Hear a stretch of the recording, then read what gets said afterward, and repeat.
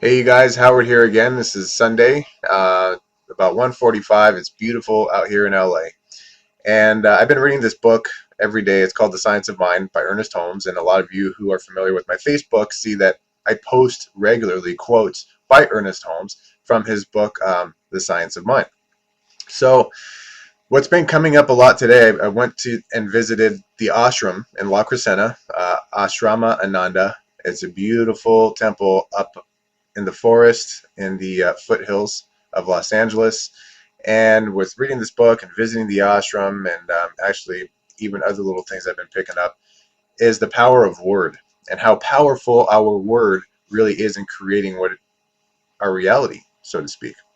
In essence, actually, we are creating our reality as we speak. You may have heard that term before, is we create as we speak, right?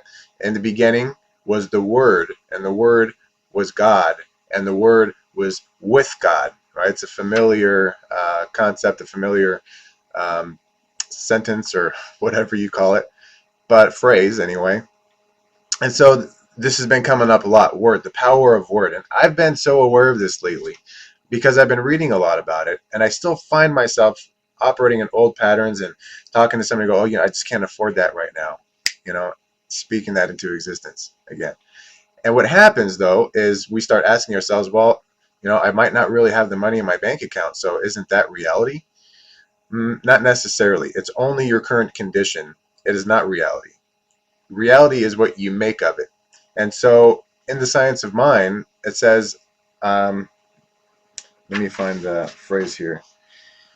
Act as though I am and I will be. Act as though I am and I will be. Well, this is the difficult part because your ego starts fighting you, thinking you really don't have this money in your bank account. How? Blah, blah, blah. You don't have that. It's just not possible, right? But act as though I am and it will be.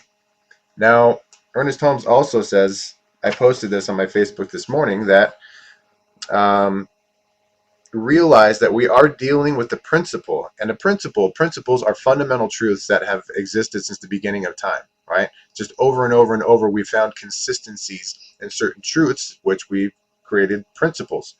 And realize that we are dealing with a principle, scientifically correct and eternally present.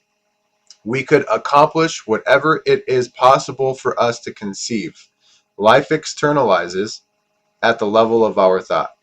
So again, that manifests, we're manifesting our word as we speak according to our level of understanding it. I know I'm kind of going deep here, but bear with me. So act as though I am, and it will be.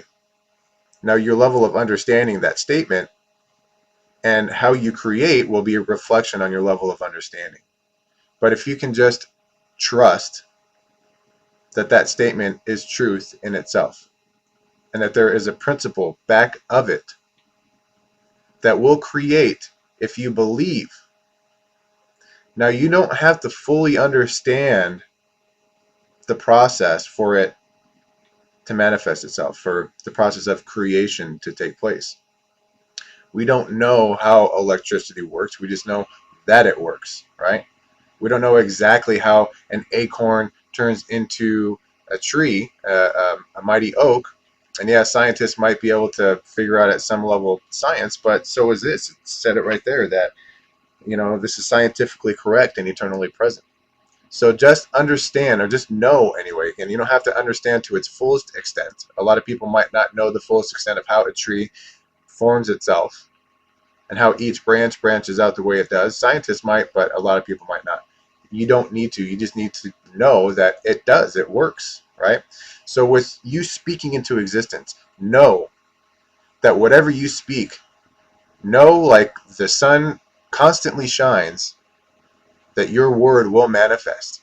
And so just be aware of what it is that we speak into existence. Here's another quote out of The Science of Mind. He says, Ernest Holmes, when we speak into this mind, when he talks about the mind, that there's this one universal mind, right? A oneness is consciousness back of all things, which is the universal mind, and we are individualized parts of this mind. So when we speak into this mind, we have sown a seed of thought in the absolute, and we may rest in peace, meaning you don't have to control every part of the process to make it manifest.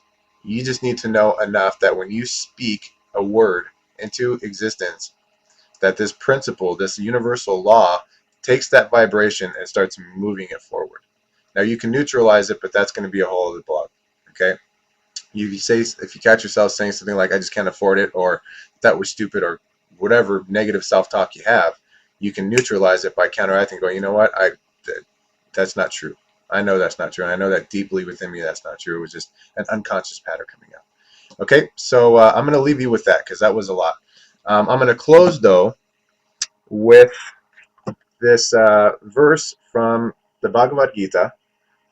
Again, I went to the ashram in La Crescenta this morning, and it says, "One who truly understands my divine birth and action is not born again on leaving the body, O Arjuna, but he or she attains to me." So one who understands life itself, consciousness, how God works, or how Source works, or how this infinite intelligence works, the mind, the body, the spirit, right? Three different parts, but all of the same coin. When you understand the process, then so it will be done unto you. Act as though I am, and it will be done. Okay? Let's finish with that. Have a great rest of your Sunday, and leave a comment below. I look forward to talking to you soon. Bye-bye.